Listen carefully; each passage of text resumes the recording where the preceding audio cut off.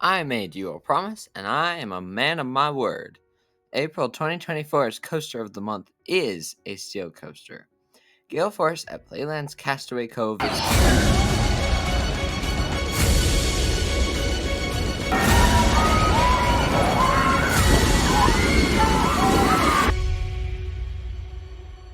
Geez, who played the intro so soon? Way to cut me off. Now this video will be shorter. Doesn't anyone around here care about watch time? Anyway, in 1959, the Ocean City Boardwalk opened in Ocean City, New Jersey. The boardwalk included a small amusement park called Playland. Playland offered a few small rides, including a carousel. It also featured several classic carnival games and an arcade placed underneath an iconic pirate ship. The park continued to add new attractions, and in 1994, the park got its first coaster. It was an iconic zero coaster called Flitzer. Flitzer operated at the park until 2015. In 1996, the park purchased the land behind the Flanders Hotel and opened a Mylar Wild Mouse called Mighty Mouse, and a Pinfari Zyklon called Python. Also, possibly part of this expansion was an E&F Mylar family oval coaster called Sea Serpent that opened in 1997. All three coasters were sold and moved to new parks by 2015. Also, and it's unclear when, but at some point, the park's name also changed to Playland's Castaway Cove. Starting in 2016, Playland's Castaway Cove added yet another expansion. The park received an SPF Visa spinning coaster called Whirlwind.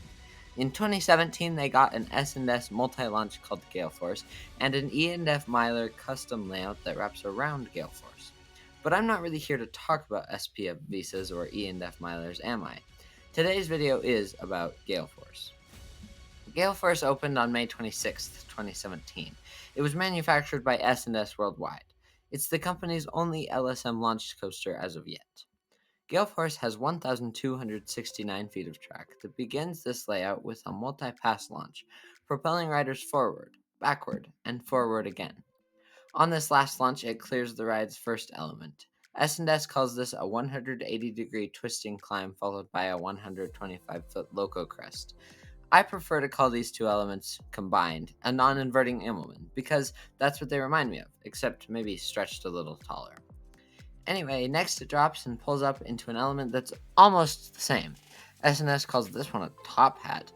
I still think it's a non-inverting immelman, except they can't both be non-inverting immelmans because they're different. The first twists on its way up, and the second one does the twisting at the top. This ride is messing up my whole video with its random, unconventional, non-inverting elements. Who was this ride even made for? It doesn't have any inversions, but it seems pretty intense. Is it a family coaster? I don't really think so. Get on with it. Yes, get on with it! Sorry. Next is, oh my gosh, it's another one of those non-inverting things, and S&S has a different name for it, even though it's pretty much exactly the same as the one before it. The ride ends by pulling up into what S&S calls a Raven Dive, and this name is it's fine. It's really just a dive loop that waits to flip over until after the crest so that it doesn't quite invert. Anyway, then the ride rolls back into the station, hits a booster launch, and it does the whole thing again.